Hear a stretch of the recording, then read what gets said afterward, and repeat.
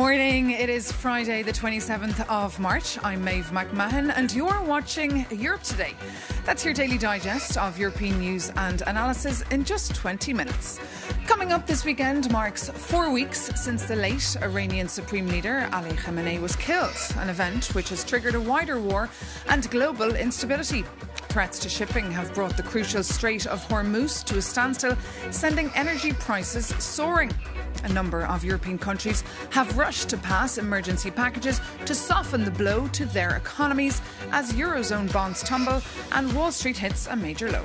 Meanwhile, the war in Ukraine continues with stray Russian drones landing in the Baltics this week. We'll be crossing live to the Finnish capital shortly. But first, G7 foreign ministers are gathering in France today for crucial talks. This as President Trump says the US will stop targeting Iranian energy sites for another 10 days as talks are ongoing with Tehran.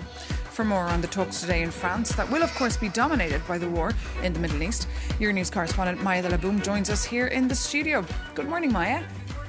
So look, all eyes, of course, on the US Secretary of State Marco Rubio today at those talks. Will he be able to convince his counterparts, though, that the US really does have a plan here to end this war? I mean, he will have to convince, but he will also have to reassure them that there is an exit plan, because we have heard from US President Donald Trump that there are negotiations between the American and the Iranian side, but we don't know much about what these talks are about. And in the meantime, you have, strikes that are ongoing in the region. And now we have Trump saying it is in the interest of Iran to negotiate the deal. Let's take a listen. They are begging to make a deal, not me. They're begging to make a deal. And anybody that saw what was happening over there would understand why they want to make a deal. I say they're lousy fighters, but they're great negotiators. President Trump there. And just Maya, fill us in. What else is up for discussion today at those talks? So besides Iran, which is the main topic of the day, there is Gaza. The ministers will call for a ceasefire in Gaza, but they will also say more humanitarian aid is needed there. Clearly, as you know, there are divisions also with their relationship with Israel, especially the Europeans. They will also talk about Ukraine, which is the main topic on the agenda. How do we maintain the support for Ukraine, but also how do they intend to put more pressure on Russia? And that is the key question here. All the attention is on Russia because Russia is involved in two conflicts. You have Ukraine, but also there is Iran. And so these two conflicts are intertwined. And this is what, the EU's chief diplomat said yesterday as she entered the G7. Do not separate the two conflicts and do not separate Russia's key role here. Let's take a listen. We see that Russia is helping Iran with intelligence to target Americans, to kill Americans. And Russia is also supporting Iran now with the drones. These wars are very much interlinked. So if America wants the war in the Middle East to stop, Iran to stop attacking them, they should also put the pressure on Russia. Kaya Callas there. And Maya, this summit also is coming ahead of the big G7 summit taking place in June. There's a bit of controversy here, though, about South Africa's participation. It looks like they won't be invited now. Yes, there was a lot of pressure from the US on France, which is presiding the G7, to boycott South Africa. So clearly these are accusations from Donald Trump about, mistreatment of white farmers in South Africa. Also, Trump is very angry at South Africa because of Gaza. They have filed a legal complaint for crimes against humanity, against Israel. So these are part of, the conflict that there is, which is basically between US and South Africa. But it shows you that, geopolitics are not just about decision. It's about who sits at the table. Indeed. Maya de la Boom, thank you so much for that update. We'll, of course, keep a very close eye on those meetings today. But in case you're sitting there and actually wondering what exactly is this G7 forum and what it aspires to achieve, you're not the only one. Jakob Janis takes a look. You might have heard about G7 meetings, and one is happening right now in France as we speak. And the foreign ministers of one of the most advanced economies are gathering to tackle a world on fire. But your reporter started to wonder, what exactly is this group doing? And does it still have the power to fix global crises? The Group of Seven is an exclusive informal club made up of the United States, Canada, France, Germany, Italy, Japan and the United Kingdom, alongside the EU. And they have immense economic gravity. When the G7 unifies on freezing assets or setting global taxes, the rest of the world listens and usually adapts. And as they meet today, they will discuss ceasefire plans in Gaza, securing maritime passage in the Strait of Hormuz, backing Ukraine and adding more sanctions on Russia's shadow fleet.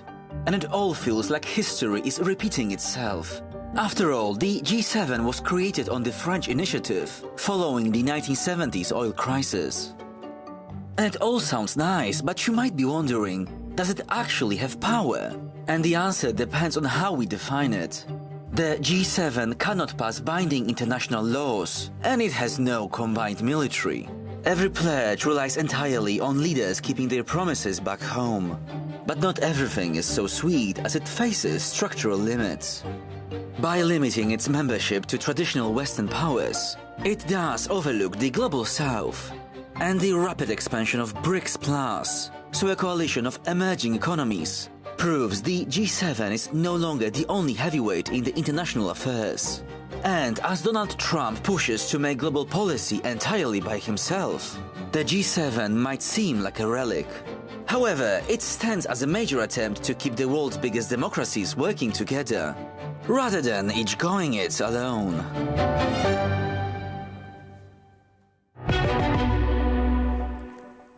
And as those talks get underway today, President Trump has said he will delay attacks on Iran's energy infrastructure until the 6th of April. He claims that talks with Iran on a peace deal are going, quote, very well. But the Iranian regime has said it has doubts about Washington's willingness to negotiate. To find out exactly what is the Iranian counter-ceasefire plan, we can cross now to Euronews' newsroom in Lyon and bring in our Babak Kamir, that's the head of our Persian news service. Good morning, Babak. Just tell us, the Iranian regime so far is rejecting President Trump's plans to talk. So what exactly is their proposal?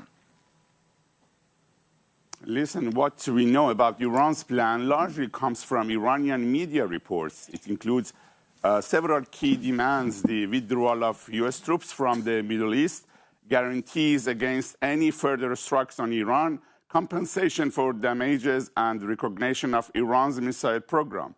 At the same time, Tehran has dismissed a proposal from Trump describing them as an unrealistic list of demands. In reality, both sides are putting forward conditions that the other is highly unlikely to accept. From Iran's perspective, giving up core elements such as its missile program would go directly against the Islamic Republic's strategic doctrine. In fact, accepting such terms could fundamentally undermine the system itself, something Trump has at times hinted at in the context of regime change. We are also seeing mixed signals. On the one hand, Trump has extended his deadline and posed a potential strike for another 10 days. On the other, there are credible reports of increased U.S. military deployment in the region. The gap between the two sides remains extremely wide. Even 10 weeks, not just 10 days, would likely not be enough to bridge it. So while some of this may still be signaling or strategic bluffing, the overall picture is clear. The positions remain fundamentally incompatible, and the risk of escalation is not only real, it may be increasing. Okay. Babak Kamir, thank you so much for that update there from Euronews Lyon. Now, Lebanon was drawn into this war in early March when Tehran-backed Hezbollah began firing rockets into Israel, and Israel fired back. The Lebanese cabinet has now said that Israel is, quote, threatening Lebanon's sovereignty and will file a complaint with the Security Council in this regard. The humanitarian impact in just a couple of weeks has been devastating, with over 1 million displaced in Lebanon and many, many dead. For The View now from Lebanon. Coming up, we'll be joined by Ghassan Salami, a huge academic and political figure in Lebanon, currently serving as the Minister of Culture since February 2025. Good morning, Minister. Thank you so much for joining us here on Euronews. Thank you for inviting me. Just first question, how severe is the situation in southern Lebanon, especially right now? Well, I think I agree with the Associated Press qualification of what is happening. Yesterday, AP has shifted from something quite vague into saying exactly that it's an invasion. I used to say it's a creeping action by the Israeli military, and I say since yesterday, it's now an invasion. And Israel is saying clearly that it wants to create a buffer zone in South Lebanon. Are you fearing now a land grab? We've even heard one far-right Israeli minister calling for annexation. Yes, that's true. We take seriously all these statements. I take seriously what Smotrich said, that he wants to occupy and annex all the area south of the Litani. I take even more seriously what Katz, the Minister of Defense, said, that he wants to have a buffer zone until the Litani. The problem is the following. There is a long history of Israel with buffer zones. They had a buffer zone in South Lebanon for 22 years until the year 2000, when they withdrew and said, we don't need it anymore. It is doing harm to us more than it is doing any good. But now the new form of buffer zone they are trying to implement on the ground is very different. Wherever they go, they don't leave any civilian. They don't leave any house.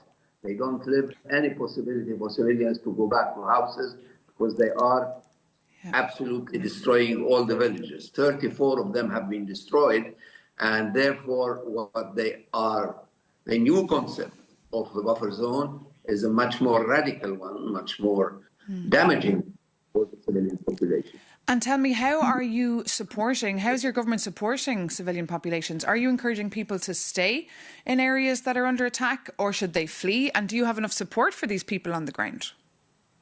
It is very difficult to support them because very often ambulances are hit, relief trucks are hit, etc. So no, we leave it to them to decide what they do. But whenever they move from their homes, we take care of them. And that's why we have now more than 700 shelters across the country where they are received and properly treated. And in fact, I am going immediately after this interview to visit 3 or 4 of these shelters in the outskirts of Beirut. We take care of them. And I should say that the flow of international aid is starting to come and to help us by sea and by air. And we have put in place a service of very rapid distribution. Once we get any help, it goes almost the same day to those who need it.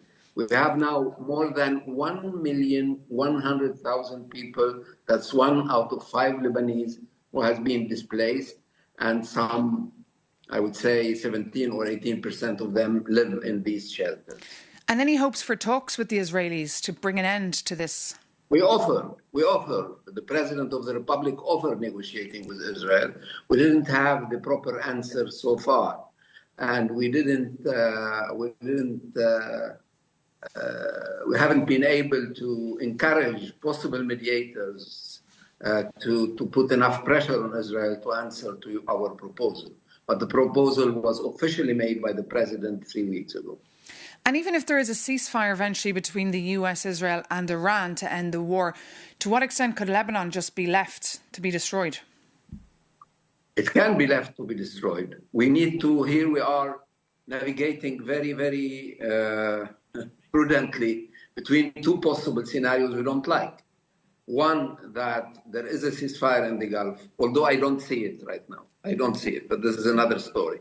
But suppose you have a ceasefire in the Gulf and Lebanon is left to itself to be destroyed entirely by the Israelis. This is one horrible scenario. The other, no less horrible scenario is that Lebanon is one item on somebody else's agenda to negotiate. We don't want anybody to negotiate for us because we know that it will be a serious violation of our sovereignty. Okay. Minister Salami, thank you so much for speaking to us here this morning on your news on Europe Today. Take care. Thank you. Now, of course, although the world's focus is very much on Iran, the threat of Russia is still Europe's #1 concern. but the two wars are very much interrelated. And if hostilities continue in the Middle East, there are fears for NATO's ability to deal with so much widespread conflict. NATO allies have been meeting in Helsinki, Finland, to discuss all this, and that is exactly where our NATO correspondent Shona Murray finds herself as well this morning. So good morning, Shona. Thanks so much for joining us. Just tell us, how is Europe addressing security matters amidst the war in the Middle East? Well, Maeve, as we heard from NATO yesterday, Russia remains the biggest threat to European security. But as you mentioned there, these wars are very much intertwined. And we've had reports over the past few days that apparently crucial military equipment destined for Ukraine from the United States could be diverted to Iran as the war in Iran grinds on. Now, NATO has said that this isn't the case, that material is still flowing to Ukraine, particularly interceptors. But I heard from someone this morning who said this is probably inevitable, that this may happen. In addition to that, here in Helsinki, we had the leaders of the Baltics and the Arctic countries, in particular the Prime Minister of Norway and President Stubb of Finland, saying yesterday, repeating the mantra that the war in Iran is not NATO's war, NATO is a defensive organisation. Now, that's problematic because if you see what Marco Rubio, the US Secretary of State, last night said on the way to the G7, he said, well, in actual fact, Ukraine isn't the United States war, so we'll have to take that into account. So there could be some conflict here. But for now in Helsinki, I'm joined by Valérie Ayer, a French MEP and leader of the Renew group in the European Parliament. Valérie, for how long do you think NATO can stay out of the war in Iran? Let's be clear, this is not our war. And a shift of attention on Ukraine would be a huge mistake. Europe's security is Ukraine's security, and Ukraine's security is Europe's security. Russia is the first threat for us, and that's why we have to be fully committed and to empower ourselves. But what we heard from Mark Rutte, the Secretary General of NATO, yesterday was that, well, the United States is really helping in this war with Ukraine and Russia because of the negotiations at the table. Now Marco Rubio is saying, if you don't help us in Iran, we won't help you with Ukraine and Russia anymore.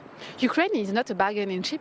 And this is not, Iran's war is not our war. We stand here today in Finland.